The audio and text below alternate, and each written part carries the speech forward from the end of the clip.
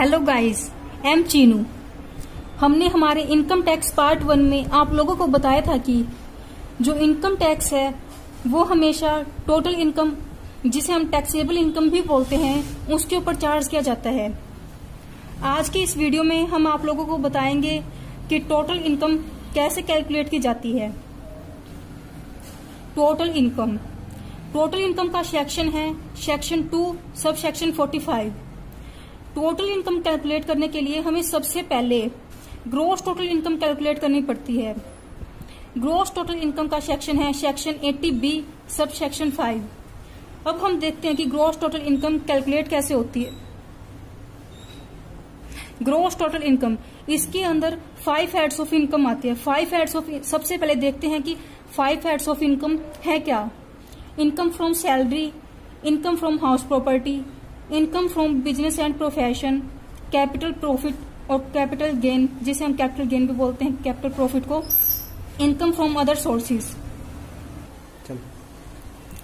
अब हम देखेंगे कि ग्रॉस टोटल इनकम कैलकुलेट कैसे की जाती है। ग्रॉस टोटल इनकम के थ्रू ही टोटल इनकम हमारी आती है। ग्रॉस टोटल इनकम कैलकुलेट करने के लिए सबसे पहले आता है income from salary, income from HP, income from business and profession, capital gain, income from other sources. इनके अंदर जो हम इनकम, जैसे कि हमारा इनकम फ्रॉम सैलरी है, इनकम फ्रॉम सैलरी के अंदर हमें कुछ डिडक्शंस दी हुई है, वो लेस करने के बाद हम हमारी सैलरी की टोटल इनकम यहाँ पर लिखेंगे। ऐसे ही इन सभी पांचों पार्ट के अंदर कुछ न कुछ डिडक्शंस दी हुई है, उन सभी को लेस करने के बाद जो हमारी इनकम आती है वो हम इस चार्ट में शो करेंगे। तब इन सभी का टोटल, फिर हम सभी का टोटल करेंगे, उसके बाद आएगी हमारी gross total income. Gross total income आने के बाद हमें कैलकुलेट करनी होती है total income. Gross total income में से जो सेक्शन 80C से 80U तक की डिडक्शंस दी हुई होती है वो लेस कर देंगे, उसके बाद हमारी टोटल इनकम आ जाती है। हम आप लोगों को सभी चीजें बताएंगे कि इनके अंदर क्या कुछ डिडक्शंस दी हुई है, ये कैसे लेस होती है, और हम आप लोगों को 80C से 80U तक की डिडक्शंस भी अच्छे से एक्सप्लेन करके बताएंगे। अब हम ग्रॉस टोटल इनकम और टोटल इनकम के बीच का डिफरेंस देखते हैं। First, gross total income calculate करने के लिए हमें 5 हेड्स ऑफ इनकम होते हैं, उनकी इनकम चाहिए होती है, तब हमारी ग्रॉस टोटल इनकम आती है। इधर ग्रॉस टोटल इनकम में से 80C से 80U तक की डिडक्शंस लेस की जाती है। हमने पहले भी आप लोगों को बताई है ये बात। इसके बाद ये कभी भी टोटल इनकम से कम नहीं हो सकती है, और ये ग्रॉस टोटल इनकम के इक्वल हो सकती है या उससे कम हो सकती है। ग्रॉस टोटल इनकम, इसे कभी भी राउंड ऑफ नहीं किया जाता है। जो टोटल इनकम है उसे राउंड ऑफ किया जा सकता है मल्टीपल ऑफ 10 के मल्टीपल के राउंड ऑफ किया जा सकता है।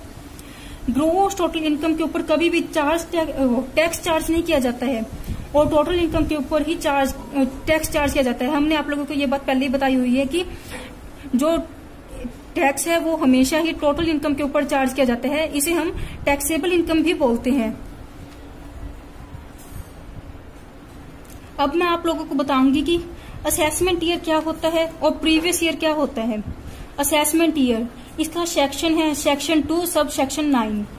असेसमेंट ईयर ये 12 महीने का टाइम पीरियड होता है, जो 1 अप्रैल से 31 मार्च तक होता है, जो कि फाइनेंशियल ईयर भी होता है हमारा। ये असेसमेंट ईयर को ही हम करंट ईयर बोलते हैं।